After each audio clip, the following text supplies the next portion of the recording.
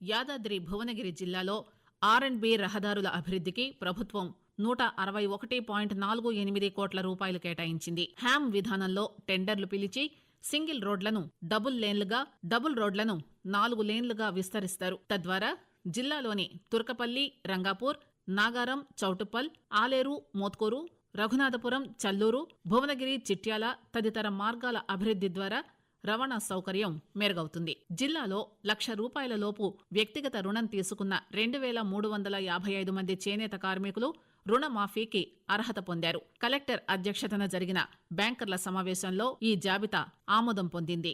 మొత్తం 18.87 కోట్ల రూపాయల రుణాన్ని మాఫీ చేసేందుకు అవకాశం ఉంది.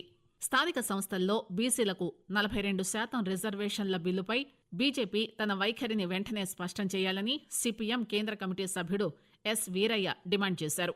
చౌటుప్పల్లో జరిగిన సిపిఎం జిల్లా విస్తృత స్థాయి సమావేశంలో ఎస్ వీరయ్య మాట్లాడుతూ అసెంబ్లీలో బిల్లుకు మద్దతిచ్చి కేంద్రంలో అడ్డుకుంటున్న బీజేపీ ధోరణి వల్ల బీసీలు నష్టపోతున్నారని విమర్శించారు. రిజర్వేషన్ల సాధన కోసం అఖిల పక్షాన్ని ఢిల్లీకి తీసుకువెళ్లి కేంద్రంపై ఒత్తిడి తీసుకురావాలని రాష్ట్ర ప్రభుత్వానికి సూచించారు. జిల్లాలో ఆలేరు మండలంలో ఉన్న గంధమల్ల రిజర్వాయర్ నిర్మాణానికి 600 కోట్ల రూపాయలు కేటాయించినట్టు నీటిపారుదల శాఖ మంత్రి ఉత్తమ్ కుమార్ రెడ్డి వెల్లడించారు.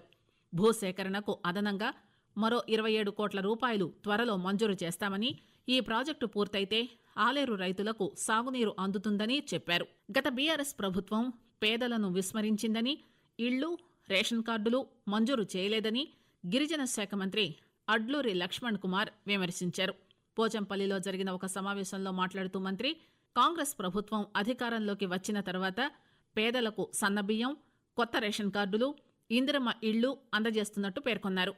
భువనగిరి ఎమ్మెల్యే కుంభం అనిల్ కుమార్ రెడ్డి హైదరాబాద్లో రాష్ట్ర మంత్రులను కలిసి నియోజకవర్గ సమస్యల పరిష్కారం కోసం నిధులు మంజూరు చేయాలని కోరారు. భువనగిరి బస్ స్టేషన్ పునర్నిర్మాణం, బైపాస్ రోడ్డులో బస్ బే, బస్ షెల్టర్ నిర్మాణం, యాదగిరిగుట్ట బస్ డిపోకు కొత్త బస్సులు తదితరమైన వాటికి నిధులు మంజూరు చేయాలని రవాణా శాఖ మంత్రి పొన్నం ప్రభాకర్ను కోరారు. అలాగే ఆర్థిక మంత్రి భట్టి విక్రమార్కతో సమావేశమై బస్వాపురం నిర్వాసితులకు నష్టపరిహారం నిమిత్తం నిధులు కేటాయించాలని విజ్ఞప్తి చేశారు. అలీనగర్, బునాదిగాని, భీమలింగం కాలువలకు నిధులు మంజూరు చేయాలని నీటిపారుదల శాఖ మంత్రి ఉత్తమ్ కుమార్ రెడ్డిని కోరారు. పల్లె నిద్రలో భాగంగా రాజంపేట మండలం దూది వెంకటాపురం గ్రామంలో కలెక్టర్ హనుమంతరావు బస చేశారు. ఉదయం ఇంటింటికి తిరిగి ప్రజల సమస్యలు, ప్రభుత్వ పథకాల అమలు తీరును తెలుసుకున్నారు. ప్రధాన మురుగు కాలువ సమస్యను పరిశీలించారు. సమస్యను పరిష్కరించాలని ఆదేశించారు. ఇటీవలే ప్రమాదవశాత్తు మరణించిన గొడిసెల శ్రీరాములు కుటుంబాన్ని పరామర్శించి 5 లక్షల రూపాయల పరిహారం అందేలా చర్యలు తీసుకోవాలని సూచించారు. అంగన్వాడీ కేంద్రం, పాఠశాలలను సందర్శించారు. ప్రమాదకర విద్యుత్ స్తంభాలు తొలగించాలని ఆదేశించారు. వైద్య శిబిరాలు నిర్వహించాలని సూచించారు. సంస్థ నారాయణపురం ప్రాంతానికి చెందిన గూడ పవన్, గంజా నర్మదలు జాతీయ చేనేత అవార్డులు అందుకున్నారు. ఢిల్లీలో జరిగిన కార్యక్రమంలో కేంద్ర జౌళి శాఖ మంత్రి గిరిరాజ్ సింగ్, కేంద్ర జౌళి శాఖ సహాయ మంత్రి పబిత్ర మార్గరీటా చేతుల మీదుగా పురస్కారాలు అందుకున్నారు.